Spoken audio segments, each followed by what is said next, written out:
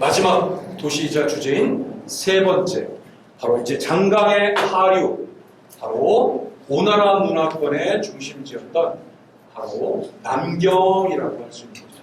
흔히 남경을 중국인들은 장강이 선물한 진주라고도 하고, 중국의 7대 고도에 들어가는 서안, 낙양, 개봉, 안양, 남경 이런 몇몇 도시들이 있는데 7대 고도에 들어가는 남경이죠. 특히 남방 문화, 또 중국의 남조 왕조, 남송, 항상 이렇게 남쪽을 얘기할 때는 그 중심 도시가 남경이었기 때문이에요. 이 남경을 춘추 시대의 오나라 문화권이었고, 그때는 이 지역의 명칭을 금능이라고 했어요. 금능. 황금의 능, 금능이라고 부르는 거죠. 그리고 아래쪽에 있는 월나라와 지난번 말씀드렸던 오월동주와 와신상담의 배경이 되었던 것, 치열한 각축을 벌였던 거죠. 원래 황하유역에 있는 중원의 국가들이 생각할 때는 저 오나라 월나라 지역은 남쪽 오랑캐들의 땅이에요. 근데 춘추의 이 오나라 월나라가 굉장히 구국강병으로 강성해졌어요. 어떻게 해서 오나라 월나라는 강성해졌을까요? 군주들이 잘해서. 맞아요. 오왕부차나 월왕부청 같은 이 뛰어난 군주들이 구국강병을 잘한 거죠. 그런데 오늘날 오나라 월나라가 강성할 수 있었던 요인으로 추측하는 중요한 요인이 이 지역에서 고대 야금술의 정점에 이르는 청동검들이 출토가 됐어요. 그러니까 이 지역에 동곽이 많이 있고, 그래서 오나라 월나라가 야금술이 굉장히 발전했던 것 같아요. 그래서 심지어 이 검이 발견됐는데 이 검에 명문이 써 있어요. 놀랍게도 여기 오왕부차라고 써 있어요. 바로 오나라의 국방병을 끌었던 뛰어난 군주였던 오나라 왕 부차가 만든 검이라는 거죠. 그리고 1964년경에 드디어 청동검을 그토록 사랑했던 월나라의 국방병을 끌었던 월왕구천, 바로 와신상담의 주인공이죠. 그 월왕구천의 검까지 발견됐어요. 지금까지 발견된 가장 뛰어난 야금술의 검. 흔히 전설에 의하면 이 월나라의 야금의 비조라고 하는 구자야라는 사람이 월나라 월왕구천의 명예 받들어 최고의 검을 주조했다는 전설들이 있는데, 이게 바로 그 구자야가 만들었던 그런 검일 가능성이 매우 높아요. 2400년 전 검인데 지금도 손을 대면 손을 베일 정도로 날이 서 있어요. 표면에 크롬 도금이 되어 있고 전혀 녹슬지 않은 춘추 시대 후기의 월왕구천 검. 바로 저런 것들을 만들었던 오나라 월나라가 매우 강성했겠구나라는 것을 우리가 충분히 짐작할 수 있는 거죠. 결국은 경쟁했지만 누가 승자가 됐어요? 월나라가 월왕구천이 오나라를 멸망시켰어요. 그리고 그 월나라는 초나라가 정복을 합니다. 그리고 그 초나라는 진시황제가 나중에 정복하게 됩니다. 마치 먹이사슬처럼. 그래서 이 월왕구천 검이 어디서 발견됐냐? 월나라에서 발견되지 않고 초나라 지역에서 발견됐어요. 이걸 뭘 말하냐? 초나라가 월나라를 멸망시킨 다음에 그 유명한 월왕구천 검을 초나라의 군주가 확보했던 것을 간여합니다. 예, 삼국시대 이야기는 뭐 손권의 동어니까 뭐 충분히 여러분들 알 수 있겠어요. 아까 말했죠? 손권의 오나라가 적벽대전과 이릉대전의 승자이고, 이 젊은 군주가 부국강병을 통해 당당히 바로 이 건엄이라는 남경을 근거로 해서 삼국의 한 축을 이뤘던 것을 이미 얘기했었어요. 이 젊은 군주가 18살에 손권이 18살에 강동의 군주가 됐어요. 18살. 근데 이 10대 군주가 아버지인 손견과 형님인 손책의 유혹을 받들면서 이 강동의 부국강병을 이끌고 젊은 인재들의 기회를 주면서 이 적벽대전에서 그의 나이 26살 정도인데 그때 조조에게 맞서서 승리를 거둔, 바로 그러한 이 손권의 국가의 분위기를 알 수 있는 게 여몽이라는 사람입니다. 여몽이라는 사람 학식도 없고 배운 바가 없어요. 그런데 이 여몽이라는 사람의 능력, 잠재력을 믿고 손권이 그에게 기회를 주고 그를 신뢰했어요. 여몽은 자신을 믿어준 젊은 군주에 보답하기 위해 하루가 다르게 공부하고 성장했어요. 어느 날 노숙이 보니까 오랜만에 여몽을 만났어요. 근데 어제의 여몽이 아니야. 아니 여몽 네가 그런 걸 어떻게 알아? 그랬더니 여몽이 했던 말이 뭐예요? 모름지기 4대부가 헤어지고 3일이 지나 만나면 눈을 부비며 그 사람을 직면해야 된다. 이게 뭐예요? 괄목상대라는 거예요. 이 말은 뭐죠? 4대부는 하루가 다르게 성장하고 실력이 커지기 때문에 어제 그가 아니라는 거예요. 이 여몽이라는 말의 이 자부심 어린 말, 이게 손권이 이 젊은 나라를 이끌었던 것을 보여줍니다. 결국 관우는 여몽의 계략에 빠져서 죽음에 이르게 됐어요. 물론 여몽도 일찍 죽었지만 바로 그때 1996년 호남성 장사에서 주마로라는 곳에서 고고학자들이 땅을 파다가 목간이 나왔어요. 근데 목간이 무려 14만 매가 나왔어요. 주마루라는 곳에서 목간이 나왔어요.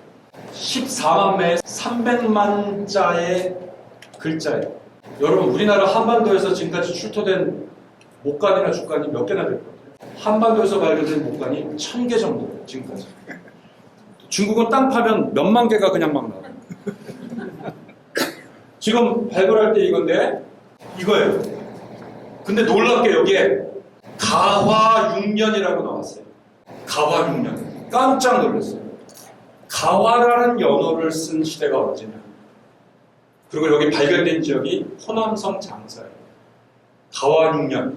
가화년간은 손권이 통치했던 시대의 연호예요.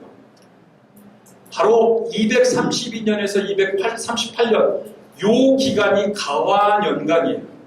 그러니까 가화6년은 몇 년이죠? 2, 3, 4, 5, 6, 7 서기 237년도에 목간에 기록된 기록이에요. 손권이 통치했던 오나라의 간독이었습니다. 이 내용은 행정, 손권이 내린 조서, 서적, 장부, 편지글 등등 생생한 삼국시대의 역사를 담고 있는 오나라의 간독이었습니다. 그래서 학자들은 이걸 주마로 오간이라고 해요. 14만 개. 지금 이거 보시면 여러분 생각, AD 3세기인데 목간을 썼단 말이야? 내가 알기로는 AD 2세기경에 종이가 체륜이 종이를 썼다고 하지 않았나요? 근데 이게 발견되면서 종이가 등장은 했으나 여전히 이때 중요한 필기 소재는 목간이나 주간이었습니다. 종이가 필기의 소재로 사용되는 건 이게 확산되는 데는 시간이 좀 더 걸려요. 4세기 정도 가야 목간을 대체해서 종이를 이용하는 것이 보편입니다. 여전히 대부분 오나라에서 목간을 사용했던 바로 손권의 오나라의 목간입니다. 네, 이제 이런 자료에 의해서 우리는 바로 손권의 시대의 역사상을 충분히 알게 된 거죠. 네, 그러던 바로 이 남경이 더욱더 의미를 갖게 된 것은 중국 역사상의 항상 중심은 고대 중세 때 장안 아니면 낙양이에요. 장안 아니면 낙양. 그래서 주나라가 장안 지역의 수도일 때는 서주, 그러다가 기원전 770년 주나라가 수도를 낙양 쪽으로 옮겼을 때를 동주시대라고 해요. 이렇게 항상 중국인들에게는 장안 아니면 낙양이었기 때문에 동쪽 아니면 서쪽이라는 거죠. 이 동서시대예요. 동서시대.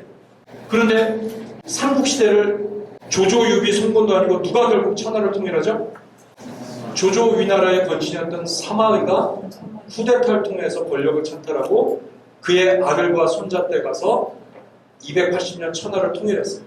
근데 우리 중국 역사 전문가들은 사마씨의 서진을 제국이라고 하잖아요. 왜냐하면 그 나라가 단 20, 30년 지난 다음에 연간 때 이 연호는 얼마나 멋있어요. 영원한 아름다움이라는 거예요. 그런데 역설적으로 영원한 아름다움을 추구했던 연간에 북방에 그토록 야만시했던 유목민족이 내려오게 되면서 그들에게 패퇴하고 이 사마시는 동쪽, 남경 쪽으로 여기서 도망쳐서 건강, 즉 남경 쪽으로 도망가서 망명정부를 수립해요. 이게 동진왕조인 거예요. 여러분이 생각할 땐 북쪽에서 남쪽으로 내려온 것 같죠? 남경 쪽이니까. 근데 그들에게는 여전히 관념이 뭐예요? 동서관념이 중요해요. 그러니까 이거를 동진왕조라고 표현한 거죠. 이렇게 역사의 문명의 센터에 대한 개념이 중국인들은 항상 동서관념이 중요했어요. 그러나 도망가듯 내려갔던 이 남경에서 그들은 낙향의식과 고향과 조상 대대에 있던 땅을 잃고 조상 대대로 붙여있는 조상들의 묘를 잃어버리고 남쪽으로 도망가면서 언젠간 돌아가려니 했는데 그 유목민족들이 세운 북조 왕조가 강성해지면서 그들은 이 남쪽에 정착하고 남조에서 안정을 누리게 되는 거죠. 그러면서 이제 중국인들에게는 동서관념보다 이제 남북관념이 이제 형성이 되는 거예요. 그것이 결국 북조와 남조, 북경과 남경이라는 관념으로 나중에는 전환이 되는 거죠. 네, 바로 건강입니다. 바로 그 시대에 제가 생각하는 아주 전형적이며 흥미로운 인물이 있어요. 바로 서진왕조에서 고관대적을 하면서 명문가를 유지하는 낭야 왕씨 집안. 여러분들은 중국 사람 그러면 뭐 비단이 장수 왕서방 막 이러잖아요. 그 왕씨의 대표적인 게 산동 지방의 낭야 왕씨. 진짜 명문가 집안이에요. 그런데 이 왕씨 집안에 307년에 한 아들이 태어났어요.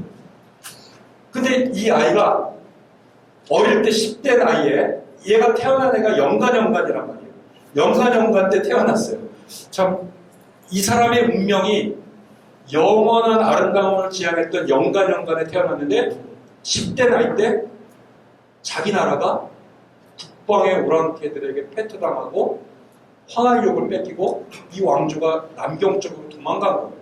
그래서 이 10대 소녀는 낭야 왕씨 집안 전체가 왕조와 함께 남경으로 망명을 가게 됐어요. 이 소년의 이름이 왕이지예요. 그리고 그들은 언젠가는 돌아가려니 했지만 결국 이 강남 지방에 정착하게 되면서 그는 여기서 학문을 익히고 그리고 사대부로 성장하면서 명문가 자제로서의 품격을 유지하면서 성장했어요.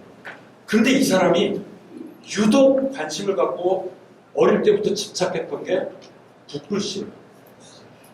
바로 이 시대가 이즈음이 종이라는 소재가 보편화되고 이 붓과 먹물과 종이가 만나게 되면서 이 왕이지라는 사람은 기록에 급급했던 시대를 넘어서 어떻게 한자를 균형감 있고 아름답게 쓸지를 여기에 굉장한 노력을 기울이고 노력했어요.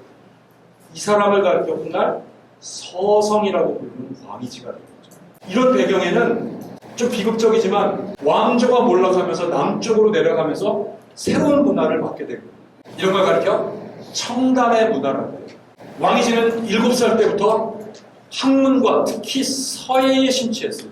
그가 얼마나 서예에 노력했는지 왕이지가 하루 종일 붓글씨 쓰고 하루 끝난 다음에 이 벼루를 연못에 물을 닦았는데 얼마나 항상 매일 했는지 연못이 검은색의 연못이 됐다는 거예요. 이게 세연묵지라는 그런 일화예요. 그리고 왕이지는 어떻게 하면 이 붓으로 쓸 수 있는 한자가 유려하고 균형이 있으면서 심지어 예술적 경제로까지 쓸까? 근데 그에게 그 연못에서 영감을 준 게 거위였다는 거예요. 그래서 이게 왕이지의 관아의 고사예요. 거위를 항상 유심히 지켜보면서 거위의 몸짓과 거위의 곡선미를 보면서 그 영감을 받아 그의 서체에 많은 영감을 주었다는 게 관아의 고사죠. 그리고 그는 성장해서 이제 하급 행정직의 비서랑을 거쳐 이제 요즘으로 하면 한 7급 공무원이에요. 그러다가 6급, 5급으로 올라가게 되면서 장사를 거쳐 그리고 그때 황제의 연호가 영화년간이었어요. 여기서 동양사나 중국사를 좀 아는 분은 이 영화년간이라는 것을 잊을 수가 없는 거예요. 영환연간. 오늘 강의를 들으신 분들은 영원히 영환연간을 기억하셔야 돼요. 영원한 화평의 시대. 그 영환연간 7년 서기 351년에 이 왕이지가 부임받은 곳이 회계군, 지금 절강성의 소홍이었어요. 술 좋아하시는 분들은 소홍주 유명한데 쌀을 발효한 술이에요. 소홍주. 이 회계군의 내사로 임명돼서 갔어요. 그리고 부임한 지 2년이 지난 영화 9년 353년, 요즘 이제 초여름이네요. 한 봄날 44명 정도의 사대부가 모여서 봄맞이를 위한 제사를 준비했어요. 그들은 목욕제계를 하고 그들이 항상 모였던 난정이라는 곳에 모였어요. 그리고 그들은 하늘에 제사 지내며 이 만물이 생동하는 이 봄을 축하하고 제사 지낸 다음에 그들은 난정에서 술을 기울이며 그 봄날의 순간의 감흥을 시를 지었어요. 그리고 시를 묶은 다음에 그날 왕이지가 그 시집에 서문을 썼어요. 이게 동아시아의 유명한 명문인 바로 난정집서예요. 난정서라고도 하고 난정집서라는 유명한 글을 이때 여기서 지은 거예요. 네, 지금 남경에 가시면 왕이지의 그 가문의 집이 복원돼서 돼 있고 이걸 왕사복고라고 그래요. 그리고 그 마당에 가면 바로 난정에서 44명의 사대부가 모여서 어떻게 노느냐. 유상국수를 만들고 흐르는 강물에 술잔을 띄워요. 그러면 저 유상국수를 따라 술잔이 돌다가 자기 차례가 오면 그 술을 받아 마시고 시를 낭송하고 또 술을 따라 놓으면 흘러가면서 다음 사람이 또 술잔을 받는 우리 신라시대 때 포석정, 그게 바로 이 유상국수에서 연원해서 신라 화랑들의 풍류문화에 있는 게 이 유상국수죠. 이 유상국수는 바로 난정집서의 그 글에 나와요. 영화 9년. 그래서 제가 여러분들이 이제 오늘 수업을 들으면 영화 9년이라는 말을 영원히 기억하게 될 거예요. 봄맞이 제사를 맞아 4인 41인 혹은 44명 정도가 난정에 모여 청담의 문화를 교류하며 시문을 지었어요. 유상국수와 시문의 교류, 그 봄날의 찰나와 같은 감흥을 모아 시집을 만들고 왕이지는 일필 휘지로 그 서문을 지었던 거예요. 그래서 이 난정집서의 첫 마디가 영화 9년 이렇게 나오는 거예요. 그러니까 중국사를 하는 사람들은 이 영화 9년을 머리에서 잊을 수가 없어요. 아, 왕이지의 난정집서의 그해 난정. 이 내용은 이래요. 아, 정말 그 내용을 보면 햇빛 찬란한 봄날의 대나무 숲에서 왕이지는 이 자연을 보니까 너무 장대하고 영원한 거예요. 이 자연. 대우주의 순환과 영원한 시간 속에 거기에 우리 인간이라는 존재는 너무 짧고 덧없어 보여요. 덧없는 인간의 찰나 같은 이 생을 통감하면서 시구에 뭐라고 하느냐, 슬프도다 이러는 거예요. 그런데 또 한 번의 술잔을 마시고 나자, 그러나 우리의 한 생은 짧지만 우리의 생과 그 다음 삶과 생애를 거치며 역사가 순환하듯 오늘 우리가 이 감흥으로 지은 이 시를 후대 누군가가 알아주겠지. 그러면서 이 필문이 후세의 감동을 주리라 하면서 서문을 썼어요. 그의 예언대로 이 난정집서는 동아시아의 가장 위대한 필문으로 오늘날까지 전해지는 거죠. 이 왕이지의 필문을 흠모했던 당태종이 이 난정집서를 나중에 컬렉트해가지고 자기 무덤에까지 가져갔어요. 그래서 오늘날 왕이지의 난정집서는 친필로 쓴 거는 전해지지 않고 있어요. 아까 제가 보여줬던 그거는 그 후대인들이 왕이지의 그 서체를 모방해서 수많은 모사로 된 난정집서가 전해지고 있어요. 그러나 원문은 아쉽지만 전해지고 있지 않는 거죠. 이것이 소위 이 남경이라는 것이 어떤 의미냐? 처음에는 낙향과 실향의식을 가졌던 화북의 사대부들이 점차 남북조가 병립이 되면서 이 강남에 결국 적응하고, 강남에 살아보니까 너무 기후가 온화하고 풍요롭고 따뜻해요. 그리고 이곳에서는 절로 문화와 예술이 꽃피는, 우리 마치 남도 같은 그런 느낌인 거죠. 결국 그들은 강남의 사대부로서의 문화를 자부하며 여기서 강남의 문화를 완숙하게 발전시키고, 오히려 우리는 강남 사람이야라는 강남 의식을 형성하게 됐어요. 이 남경을 중심으로. 이후 강남의 경제 발전까지 이어지면서 남경이 중심 도시가 된 거죠. 네, 오늘 그런 이야기로 마무리하고, 강의 안에 보시면 20세기 들어와서 남경의 마지막 비극이 남아있는데, 바로 일본 군국주의에서 남경 대학살이 벌어지게 되면서 오늘날 남경 사람들은 일본에 대한 항일과 일본이 저질렀던 그 어마어마한 폭력의 고통의 그 역사의 유산을 오늘날 남경박물원, 우리는 남경 대학살이라고 그러고 일본 사람들은 이 사건을 그냥 남경 사건이라고 그래요. 옛날 우리가 5.18 민주화운동을 5.18 사태라고 그동안 불렀었죠. 복권되기 전에는. 이것을 중국 사람들은 남경 대도살이라고 표현합니다. 우리는 학살, 도살, 근데 가해자였던 일본은 남경 사건이라고 이렇게 표현한 거죠. 여러분들이 남경에 가시면 꼭, 우리도 일본 군국주의의 피해자였고 우리는 식민지까지 경험했던 우리로서는 이 남경 대학살의 추모 기념관, 소위 남경 대학살 기념관에 가셔서 그 일본에 얼마나 우리 못지않게 중국 사람들이 일본에 대한 그 피해식을, 그 폭력에 대한 것을 갖고 있는지 몰라요. 한번 꼭 가보시고, 이건 광고는 아니고 마침 제가 이 강의를 맡기로 했는데, 제가 장강유역의 여행을 중앙일보랑 하는데 아마 올해는 이게 다 찬 것 같아요. 그러니까 나중에 여러분들이 또 기회 되시면 저랑 중국에 함께 여행할 수 있는 기회가 또 있다면, 인연이 된다면 할 수도 있을 것 같아요. 오늘 강의는 이상으로 마치도록 하겠습니다.